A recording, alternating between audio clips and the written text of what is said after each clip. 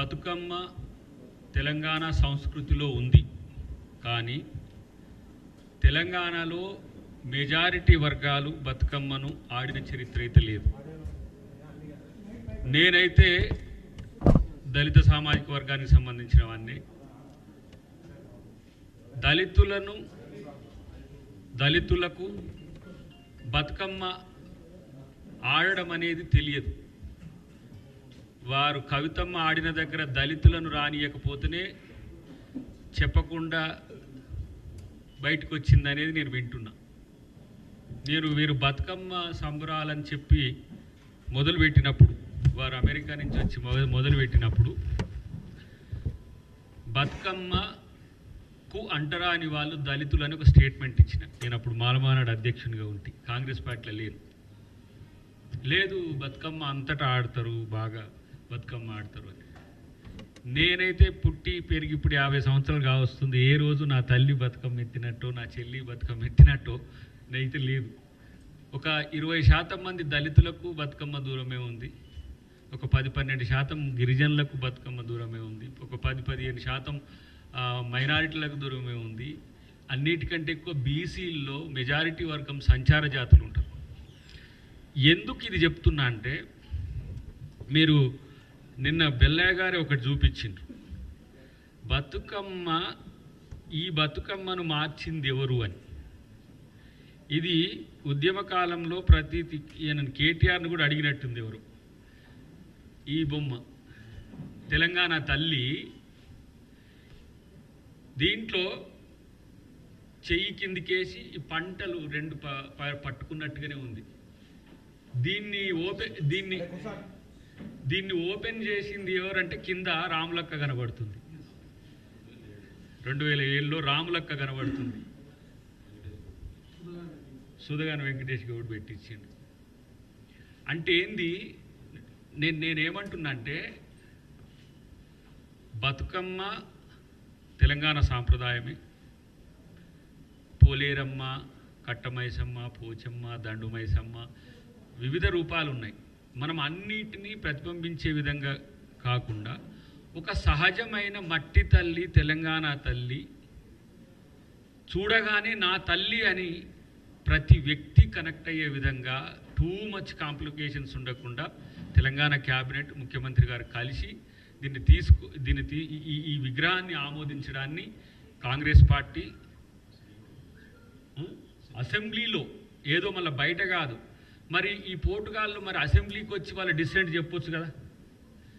కిరీటం అయితే మా అమ్మ ఎప్పుడు పెట్టుకోలే. తెలంగాణ తల్లులు, మరి నాకు తెలిసి అమ్మ పేరు శోభమ్మ కదా, కేసీఆర్ గారి భార్య. శోభమ్మ కూడా కిరీటాలు పెట్టుకోగా చూడలే, కవితమ్మ కూడా కిరీటాలు పెట్టుకోరు చూడలే నేను. తెలంగాణ తల్లి అంటే తెలంగాణ తల్లి లెక్కనే ఉండాలి. ఒక ఏరియాలో గోసి పోసుకొని ఉంటే, ఒక ఏరియాలో చీరను కిందికి విడిస్తే, ఇట్లా వివిధ రకాలుగా ఉంటుంది. ఇది ప్రస్ఫుటంగా తెలంగాణ తల్లి మాదిరిగా మేము ఈ జాతికి అంకితం చేసినాం. నేను ఒక మాట అంటా, 2014 వరకు మీరు టీఆర్ఎస్ తల్లి కాదు, అందరం తెలంగాణ తల్లి అని అన్నా కూడా, మీరు ఎందుకు 2014 నుంచి 2023 వరకు అఫీషియల్గా సెక్రటరియట్లోనో ఇంకెక్కడనో ఎందుకు పెట్టలేకపోయినరు? అంటే తెలంగాణ తల్లికి ద్రోహం చేసిన ద్రోహులు కదా మీరు. మీ పార్టీ తెలంగాణ రాష్ట్ర సమితి ఉండే, భారత్ రాష్ట్ర సమితి అని పెట్టుకున్నారు. ఇంకా మీకెక్కడిదిరా పోయి తెలంగాణని కోట్ చేసుకోవడానికి నైతికత ఎక్కడి? తెలంగాణ తల్లికి ద్రోహం చేసి తగుదునమ్మా అని గుణాత్మక మార్పుని దేశంలో తీసుకురావాలని పోయి భారత రాష్ట్ర సమితి వాళ్ళు మీరు తెలంగాణను కోట్ ఎట్లా చేసుకుంటారు? నా పార్టీ ఆఫీస్ మీరు చూడండి, తెలంగాణ ప్రదేశ్ కాంగ్రెస్ కమిటీ. మేము తెలంగాణ వాళ్ళను, తెలంగాణ తల్లిని మేము అంటున్నాం. మరి మీరు భారత రాష్ట్ర సమితి కదా, మీకు ఎక్కడిది నైతికత? ఈరోజు సెక్రటరియట్ ముందు రాజీవ్ గాంధీ విగ్రహం పెట్టినరు. రాజీవ్ గాంధీ విగ్రహం పెట్టొద్దంటారు. నేనంటున్నా, మీరే కనుక ఆ రోజు తెలంగాణ తల్లి విగ్రహాన్ని సెక్రటరియట్లో మీరు అఫీషియల్గా ఆమోదించి కనుక పెట్టుంటే మేము మాట్లాడకపోతుంటాం.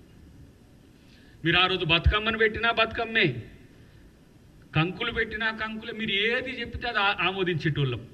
ఒకడు అంటాడు, మేము వచ్చినాక ఈ తెలంగాణ తల్లిని, కాంగ్రెస్ తల్లిని మేము గాంధీ భవన్లో పెట్టేస్తామని.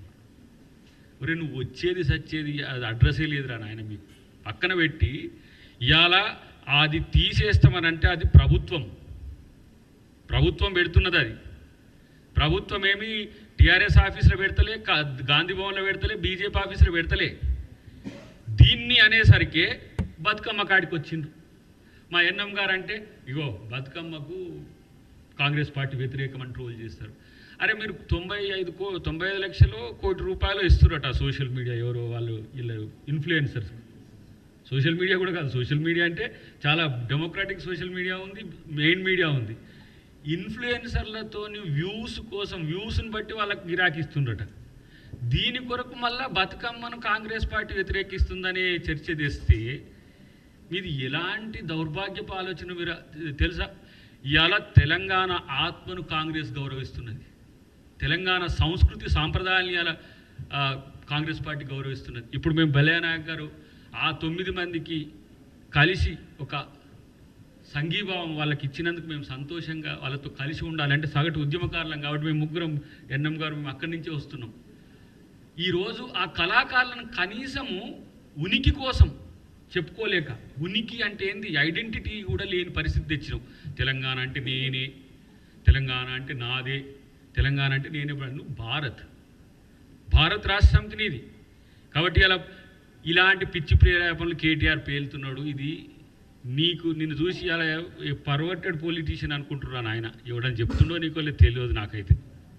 మేము సెక్రటరియట్లో పెట్టిన దాన్ని తీసి మేము గాంధీ భవన్లో పెట్టేస్తాం, విసిరేస్తాం. తెలంగాణ తల్లిని అవమానిస్తే తన్ని పడేస్తాం సన్నాసుల్లారా. మీకు గౌరవించే కల్చర్ లేదు. అందశ్రీ పాట రాస్తే లక్షల నోళ్ళు పాడినాయి కదా ఆ పాట. ఉద్యమకాలంలో మొత్తం రానోళ్ళం కూడా ఆ పాటను నేర్చుకొని పాడినాం కదా. కోట్ల మంది పాడిన, లక్షల మంది ఉద్యమాల్లో కూడా మీటింగ్లలో పాడినాం కదా. నువ్వు కూడా పాడినావు కదా. మరి దాన్ని ఎందుకు నువ్వు గవర్నమెంట్తో రాటిఫై చేయించలేదు? ఎందుకు ఆథెంటికేషన్ ఇవ్వలేదు? జాతి గీతం ఇది, మన తెలంగాణ జాతి గీతం అని ఎందుకు చేయలే? ఒక ఆయన అంటుండు నిన్న మొన్న మాట్లాడుతుంటే, ఊరి సెక్రటరియట్ మీద కాలు ఉంచింది ఏంటంటే కేసీఆర్ పోయిన తర్వాత తెలంగాణ తండ్రిని పెడదాం అనుకున్నాడు అని, ఆ లయ్య బొమ్మ పెట్టుకుంటానికి. ఇవాళ తస్మాత్ జాగ్రత్త పిచ్చి పిచ్చి మాటలంతా మాట్లాడుతున్నారు మీరు.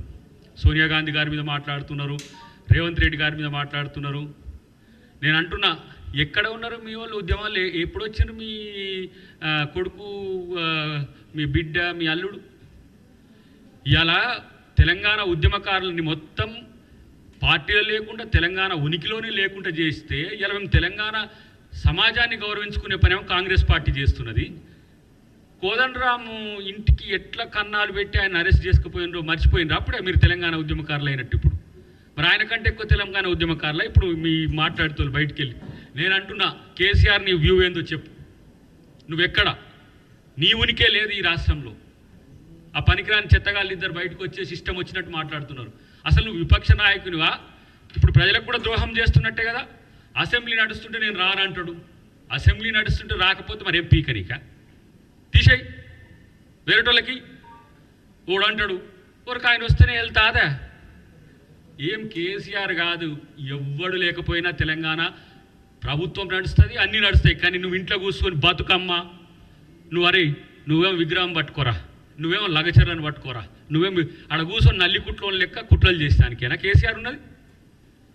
ఈరోజు నేను అంటున్నా, తెలంగాణ సమాజం మొత్తం కూడా రేవంత్ రెడ్డి గారికి ఇలా ఒక మంచి పాజిటివ్ వైబ్తో తీసుకుపోతున్న ప్రభుత్వం అని చెప్తున్నది మీకు నచ్చట్లే. ఇట్లెట్లా ఇక కొన్ని రోజులైతే మనదేగా గవర్నమెంట్ అన్నది, ఇక కొన్ని రోజులైతే మనదేగా అన్నట్టుగా మీరు అనుకుంటున్నారు.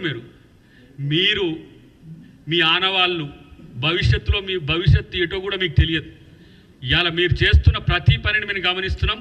డెఫినెట్గా తెలంగాణ సంస్కృతి సాంప్రదాయాల్ని కాపాడుతూనే మీరు పాదుకొల్పిన, ఇప్పుడు నేను అంటున్నా, ఈ సహజమైన తెలంగాణ తల్లికి కిరీటాలద్ది, బతుకమ్మలు పెట్టి, నగలు పెట్టి ప్రేమించే విధంగా నా ప్రభుత్వం పెట్టింది. అది నేను సంతోషపడుతున్నా. ఇలా నేను చివరికి ఒక మాట చెప్పి నేను ముగిస్తా. బతుకమ్మను రేపు సబ్బండ వర్ణాలు మేము ఆడేటట్టు చేసే ప్రభుత్వం అలాంటి చర్యలు తీసుకుంటుంది. మీలాగా నేను అంటున్నా మీకే పరిమితమయ్యే దాన్ని మాత్రం మీరు గ్లోరిఫై చేసుకున్నారు. వడ్డానాలు పెట్టిండ్రు, ముక్కు పుల్లలు పెట్టిండ్రు, అన్ని పెట్టిండ్రు. ఇట్లాంటి పేదలకు, దళిత వర్గాలకు, బీసీలకు కూడా అందుబాటులో లేని దాన్ని మొత్తం ఇప్పుడు బతుకమ్మ మాదే, బతుకమ్మ తెలంగాణదే అనే ప్రయత్నం చేస్తున్నారు. బతుకమ్మ మనదే. తెలంగాణ తల్లిలో బతుకమ్మ లేకపోతే ఇలా మీరు అనుకుంటున్నారు దాంతోనే మేము సెంటిమెంట్ చేసి మొత్తం ముందుకు తీసుకుపోతామని. ఏమీ కాదు. తెలంగాణ ప్రజలు అంతా గమనిస్తున్నారు. తెలంగాణ తల్లి విషయంలో అనుచితంగా మాట్లాడినా, అనాలోచితంగా మాట్లాడినా ఈరోజు ప్రభుత్వం తరఫున ఎలాంటి చర్యలు ఉంటాయి తీసుకోమని మేము ముఖ్యమంత్రి గారిని, క్యాబినెట్ను, మా ఎమ్మెల్యే గారు రేపు దాన్ని అవసరమైతే అసెంబ్లీలో కూడా దాన్ని లేవనెత్తానని వారికి ఈ వేదిక మీద నేను విజ్ఞప్తి చేస్తున్నాను. అసలైన తొలి వెలుగు. ఫాలో వాట్సాప్ @తొలి వెలుగు official.